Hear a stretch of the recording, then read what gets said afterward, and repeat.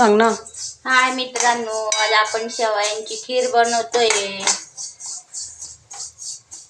पहिल्यांदी कढई ठेवायची, कढईमध्ये थोडंसं तूप टाकायचं, त्याच्यामध्ये मग शेवया टाकायच्या आणि त्या कमी गॅसवरच भाजायच्या. जास्त जोरात नाही करायचा गॅस. इथं आपण काजू बदामची पावडर करून घेतली, ती पण त्याच्यातच भाजायची, कमी गॅसवरच भाजायची ती पण. त्याचा असा मस्त वास आला पाहिजे तर भातावर भाजायची ती.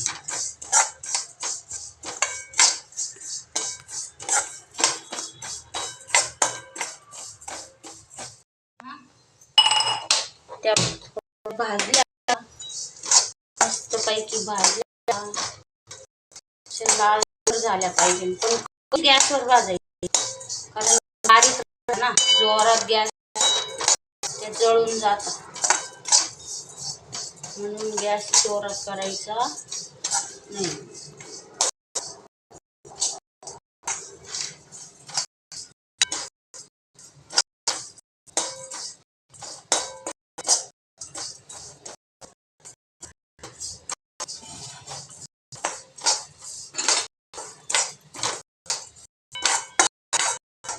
तर ते झालं, त्या गरम शेवया टाकून देणार आहे. थोड्याशा शिजत आल्या का मग ते दूध घालायचं, थोडस त्याच्यात आपण दूध टाकणार आहे बस, कारण पोरांना, हल्लीच्या पोरांना जास्त दूध नाही आवडत ना, म्हणून आपण थोडस दूध टाकणार आहे.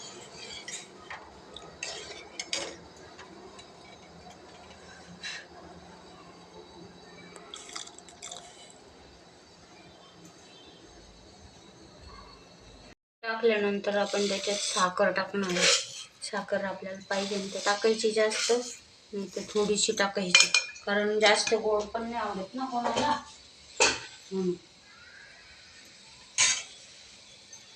ती साखर अशी हलवून घ्यायची.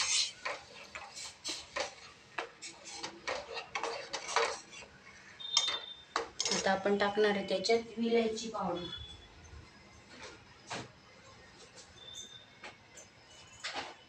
विलायची पावडर टाकणार आहे.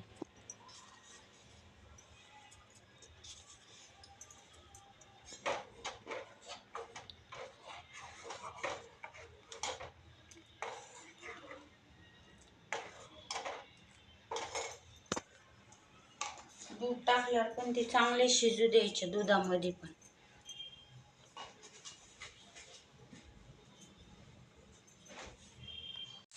बघ कसं तडतड आवाज येतोय ना. हे बघ अशी फुटली पाहिजे ती. बघ फुटलेली दिसते का. आता ती काढून घ्यायची, एका ताटामध्ये काढून घ्यायची, गार व्हायला ठेवायची. मग थोडंसं जिरं भाजायचं, अशी ताटात काढून घ्यायची. बघ कशी तडतड वाजायची.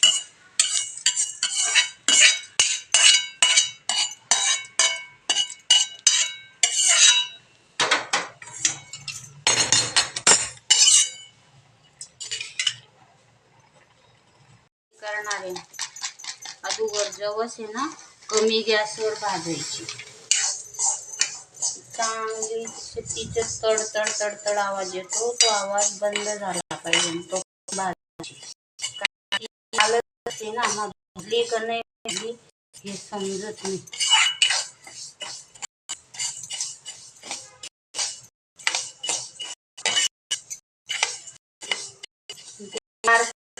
नाही तर ती एका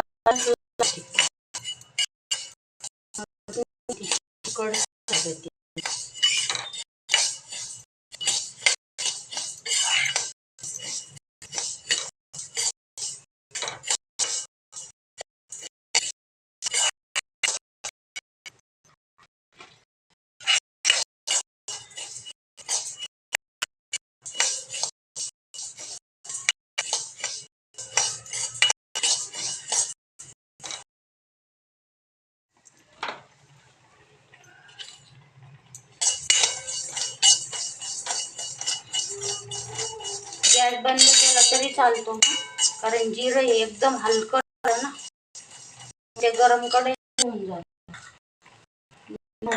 लसूण पण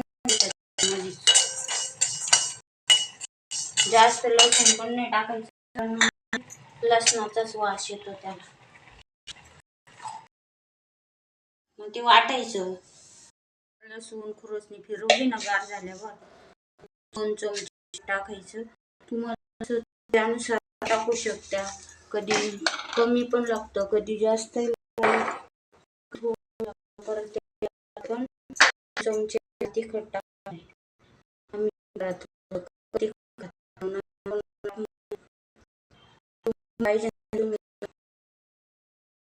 तयार झाली खुरसणीची आणि खीर पण तयार आहे.